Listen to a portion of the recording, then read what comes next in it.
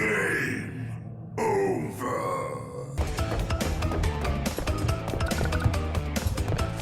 Hello, my name's Adam Cook, and I'm here with Patrick Dane. How are you, mate? All right? Yeah, I'm alright. You I'm sure? alright. Yeah, I think so. No, I'm great.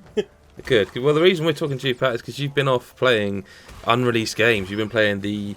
Well, I was going to say remaster, but having seen the footage, it's kind of more of a remake of Crash Bandicoot. Is that fair? That's completely fair. It is, in fact, a complete remake of Crash Bandicoot. So, that's an important distinction here, because remaster and remake kind of get used interchangeably quite liberally around the games industry. But they are two different things. Obviously, one can be just 1080p up-res to 60 frames per second for an old game.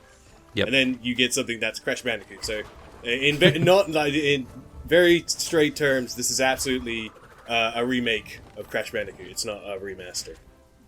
Okay, so I must admit, there are nowadays it's difficult to do this, but there are some games I try and stay a little bit blind to because maybe it's a game like this that I have such fond memories of. I want to kind of try and be as fresh as I can again. Sure. Injustice 2 was a bit like that for me. I just wanted to go in fresh, and Prey was a bit like that. Having seen the footage you captured, I'm rather surprised by... I mean, Vicarious Visions do make good games. I like the Skylanders games, but I guess people are seeing the game for themselves, so there's not too much point in us going on about how it looks. I guess the important part to ask you is, how does it play?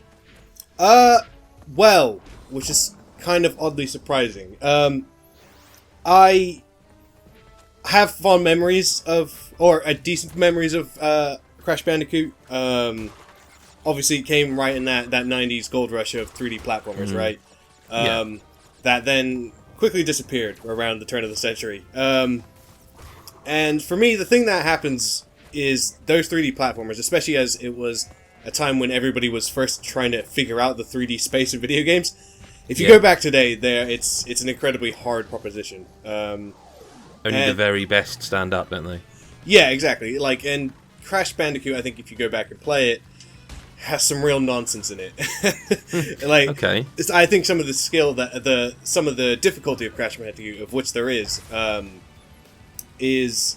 kind of exemplified by wrestling with the camera or making sure that not being able to judge how far a jump is or how far a jump will take you, right? That kind of stuff is difficult. And I think the smart thing that Vicarious Visions have done with this is because they have had to rebuild the entire game from the ground up. Everything they've had to do, they've done. That's like I say, it is a complete remake of it. Because of that, they've been doing parity tests and everything, so it runs exactly like old Crash Bandicoot. But there is small creative license that they need to do, just because the reality of a 3D platformer in 2017 is completely different to the late 90s, and I think that's a really smart thing because it can be.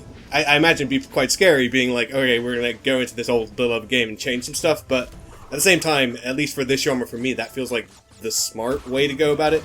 It's not like they're changing big things, it's just adding visualizations, and the difficulty's still there, but it's it just feels better, right? It strikes me as it's going to be one of those kind of games where you play it and you think, oh, this is exactly as I remember it. But it's only if you actually go back and actually play the originals, you sort of stop and go, oh no, wait, they have actually modernised this. Is that what you saw? Is that kind of the thing? That's that's basically how I feel about it. Okay, that's good though. Yeah, like I say, unless you're a real purist, I don't think anyone will notice. But oh really? What will notice the changes that they've made, which again, I was talking to them. One of the things that they did change, it was not big stuff, but it's if where to hit a boss was eluding players and playtests, right? They would just add a little visualization, a little something to just make it a little bit clearer, because obviously we know how to translate that in game language now, right? So it's just stuff like that, as opposed to actually completely reworking everything. But which I think is a smart way to go. So one thing that I thought, as I say, trying to go blind into this game, and this is a totally perhaps unfair thing, but I wondered if it was kind of an easy game to make, because people have been going on about Crash Bandicoot coming back for a very long time now, and I again, unfairly, kind of assumed this would be a bit of an easy one for them, Activision to use the license, so to speak, and get it out there, get the reception, and then, perhaps if it does well, move into making, a whole new raft of Crash Bandicoot games. But looking at how much of a remake this is, if you will, I'm guessing that's not the case from what you gather. From everything I can see, that's not the case.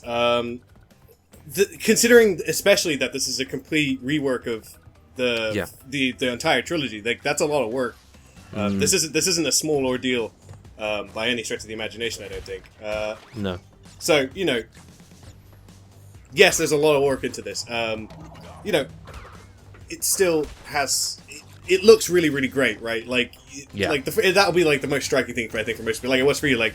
The second you see it, you're like, oh wow, they aren't messing around with this. Yep. Like they are really trying to make something that does look like it more or less belongs to 2017. Like it is of the quality of Skylanders, right? And like the titles that they've worked on before, and that's like a good thing. Because like you say, like it is that completely that effect of like it will be. Everyone will be like, oh, it's just like it used to be. But obviously, if you go back again, it's no good. it's not the same because everybody's mind preserves things in a nice special way. So I think it's the nicest way of catching that feeling of how you think you saw it as a kid, right? Yeah, visually it looks really, really good, and there's little like Easter eggs and stuff.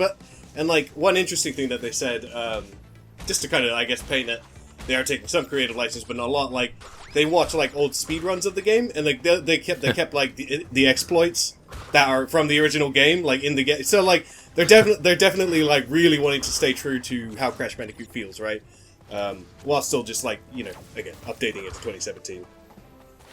Well, fair enough. Well, listen, if people want to know more about the, Insane Trilogy, I guess, Patrick has spoken to someone at Vicarious Visions. You can go over to godisgeek.com, you can read that.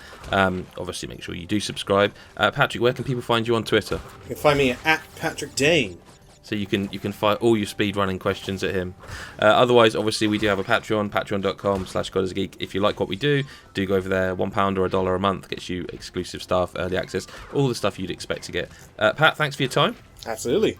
And we'll catch you next time. Bye-bye. Bye.